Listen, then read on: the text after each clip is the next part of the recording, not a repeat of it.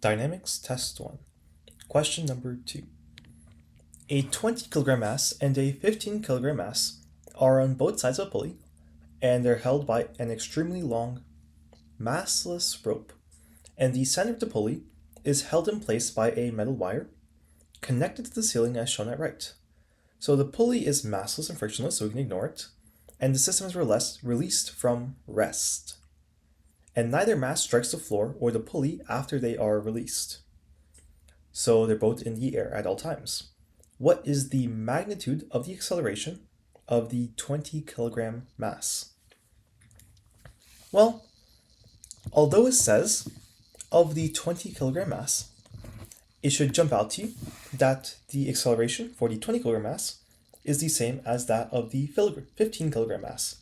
Because if they accelerated at different rates, either the 15 kilogram mass, suppose this has an acceleration of a1, and this is an acceleration of a2. If a1 was less than a2, meaning this one moved slowly upwards and this one accelerated greatly downwards, the string would tear because they're moving at different rates, and the string can't really expand in our fake physics scenario. Well, if a1 was greater than a2, then that means you have extra wire that's somehow disappearing into thin air, or it's like getting tangled up in the pulley, which wouldn't make sense either. So the only logical conclusion is that the a1 is equal to acceleration of the second mass. So that's just something to keep in mind. Cool. So what kind of problem is this? That's a bigger, more important question. This kind of question is a linear dynamics problem, more specifically a pulley problem. So let's go about the more methodological way first. So let's draw some free body diagrams, as always, step 1. So step 1 is assign our system. Our system, well, let's call this mass 1, and let's call this mass number 2. Nice. So for mass number 1, what forces are acting on it? Well, we know they're in air, and the Earth is somewhere down below them, so the Earth is pulling mass 1 down with a gravitational force. Cool. So right over here, I'll say the force of gravity is acting downwards. Nice. Next, what forces are acting on it? Well, we have a wire connected directly to it, so there's a tension force upwards. F sub T. Nice. Now, is there any friction? Well, there might be a little air friction, but we don't consider that. And is there any normal force? Well, there are no surfaces, so there is no normal force, definitely. Cool. Our next mass is mass number 2. For mass number 2, we skipped a very important step, and that's the acceleration. Well, we'll get to that in a second. So for mass number 2, what forces are acting on it? Well, we have gravity down, because Earth is pulling it down. So I'll say this is the mass number 2, a point mass. We have Fg down, and we'll label it to make it different, Fg1, Fg2, and we have a tension going up, Ft. Now, are the tensions different? Well, no, the tensions are not different, because on both ends of a wire, the tension will be the same by definition. Cool. So these are free body diagrams. But what are we missing? We're missing the very crucial third step, label the acceleration. So in which direction are these masses accelerating? Now it might be pretty obvious that the 15 kilogram mass is going up and the 20 kilogram mass is going down because the 20 kilogram mass weighs more. But let's make it put in some math, just so we can very clearly see that. Well, the force of gravity on mass 1, well, we're on Earth's surface, so that's equal to mass times gravity, or mass 1 times gravity, which is equal to 15 times 9.81, or in this case we'll use 10, make it a bit cleaner to approximate, which is about 150 newtons. And for the force of gravity on number 2, that's equal to mass times gravity, which is equal to 20 times approximately 10, which is about 200 newtons. So you can clearly see the 200 newtons on the right is much more than the 150 newtons on the left. So it's obviously going to go down the right side and up on the left side.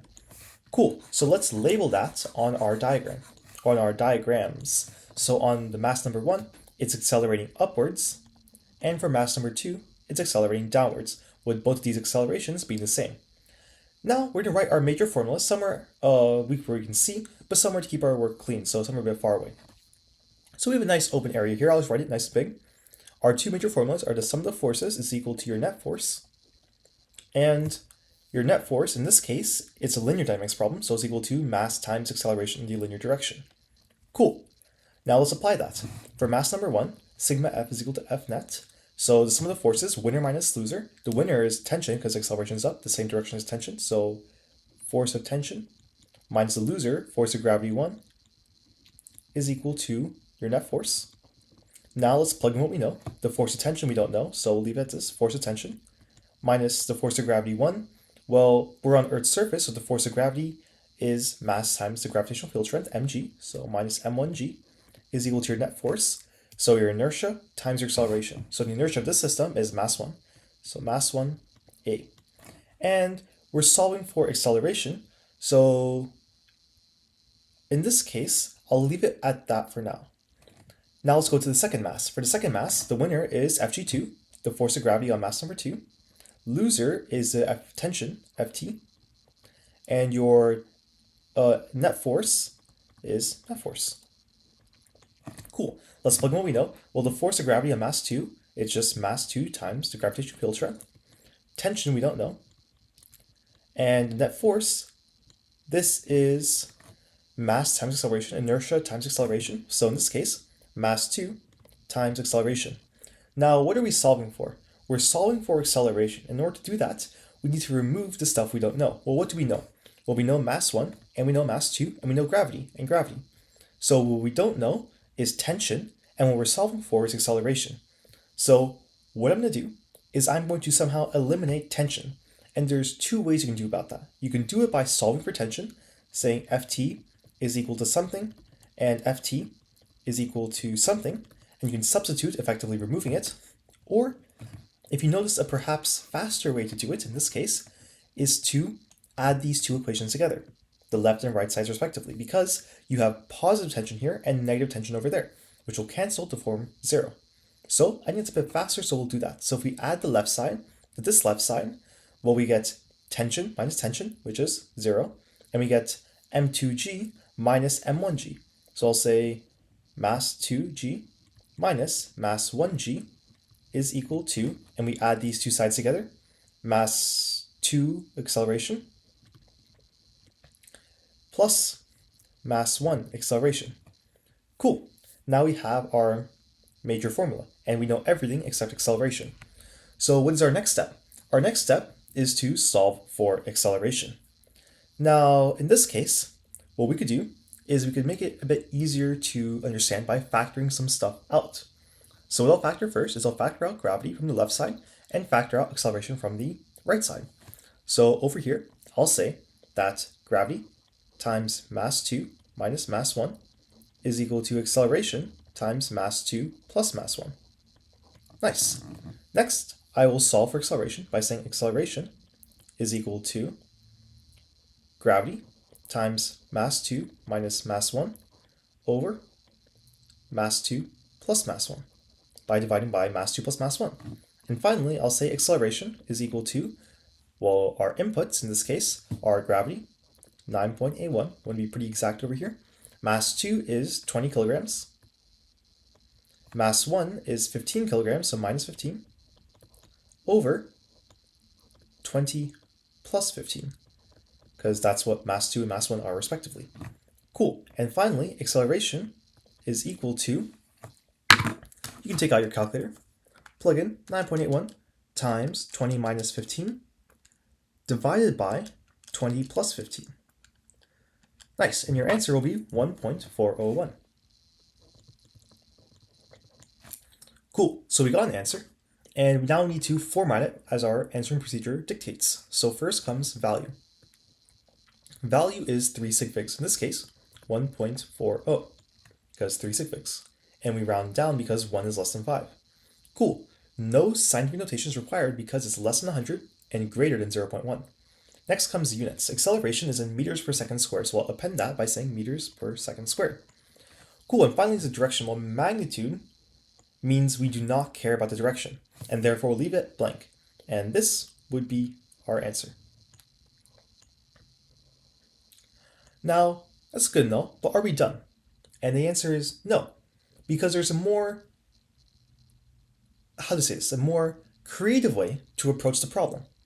So a more creative way is, instead of imagining it's a pulley, we're going to imagine that it's two masses on the floor connected by a rope. So this would be M2 and M1. Now, this is completely arbitrary, but it's a good way to imagine what's happening. or perhaps get the solution a bit faster. So if we consider our system to be both mass 1 and mass 2, when we draw our free body diagram, we can perhaps skip a little bit of algebra. So for our free body diagram, this would be mass 1 plus mass 2, and I'll put that right over... Actually, I'll move this diagram out of the way, keep it a little bit cleaner. So the diagram, I'll say, is right over here. We have mass 1 and mass 2 connected by a wire. And our free body diagram of mass 1 and mass 2 would look something like this. Well, we have gravity to the right, because remember, we're taking this curved one and we're flattening it out. So gravity was essentially pointing down, but after flattening it out, it points to the right. So force of gravity on mass 2. And we have gravity down on the left side, or in this case, gravity to the left, acting on mass 1, Fg1. And we know if the right side was initially going down, well, now it's going to go to the right. So acceleration, actually I'll put in the top right corner, make it a little bit cleaner. Acceleration is to the right. Cool. Well, let's do our algebra. So our step is formula, sigma f equals F net. So in this case, we have the winner minus loser, Fg2, minus loser, Fg1, is equal to net force. In this case, force of gravity 2 is equal to mg, m2g, because we're on Earth's surface. Force of gravity on 1 is m1g, and that's equal to the mass net of inertia times acceleration. Well, the inertia of our new system is mass 1 plus mass 2. And our acceleration is just acceleration. Cool, so if we solve for acceleration, we get, and I'll factor out gravity, mass 2 minus mass 1, over our total inertia, mass 2 plus mass 1. And what do you know? It's the exact same when we broke it into two systems as when we treated it as one bigger system. However, the left side or right side might be more or less intuitive, so you can choose an approach that best fits your style. So in this case, if we have the same formula, we would plug in the same values and we get the same answer. So we're pretty sure we did our algebra correct, and our answer should be correct.